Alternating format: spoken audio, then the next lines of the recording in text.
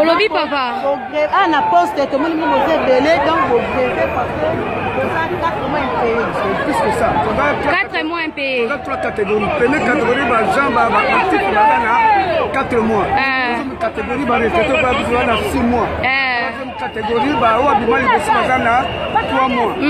Donc jusqu'à là à tout faire sur bon côté. Là on te dit les bandes tout le monde va prendre la biso.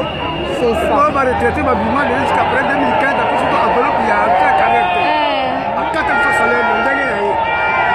Et on va monter tout ça les bandes. D'ailleurs on va tout vraiment salaire. Salaire faut du mal après tout ça. Ah d'accord, merci papa. Nous en direct na poste. Ah wawa. Nous en direct na poste. Nous allons réclamer ba salaire na bango. Bonjour mon ami Nomoko. Bonjour mon ami.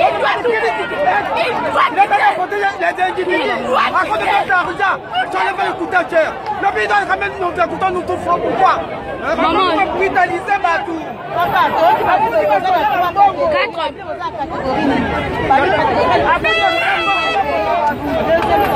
Il y a ce système la vie de Kinshasa, encadrement des paiements de salaire. Pour nos problèmes, ils ont quel mois de salaire.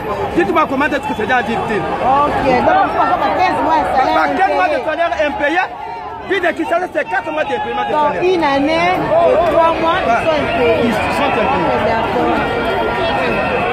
Bonjour mon ami Nomoko Awa. La poste, mouvement, ça maman nanga exprime-toi.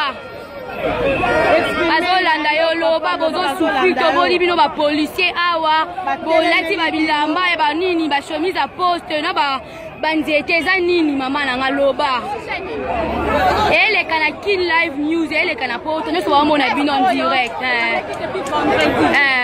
vendredi pourquoi tu sont revendiqués pas quoi la vie de salaire on a retard il y a 4 mois non mani to bimi to fini vous dites on est quand même à droit la vie on va soutenir la pas problème et maintenant pour trouver une solution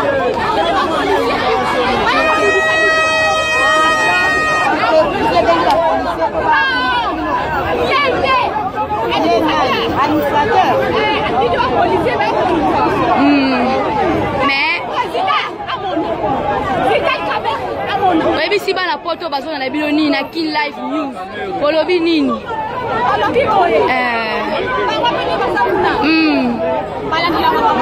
balandaka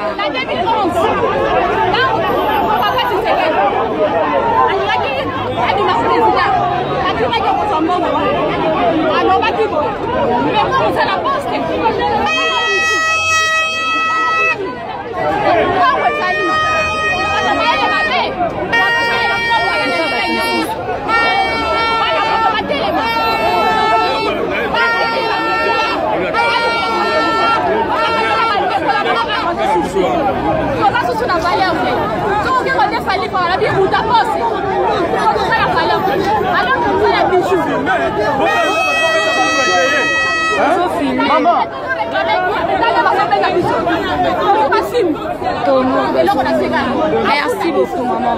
Merci Bilumoko bozomona awa na poste.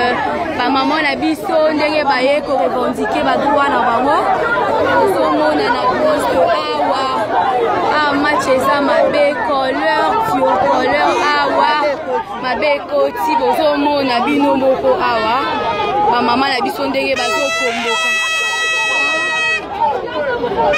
Awa toza na ki, toza devant poste.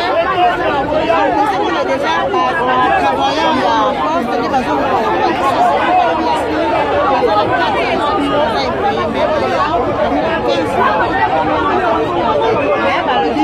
administrateur atindeli bango ba policier ba munisa bango donc kini mikolo yo makambo na makambo balobi papa mokonzi atala makambo balobi papa mokonzi atala makambo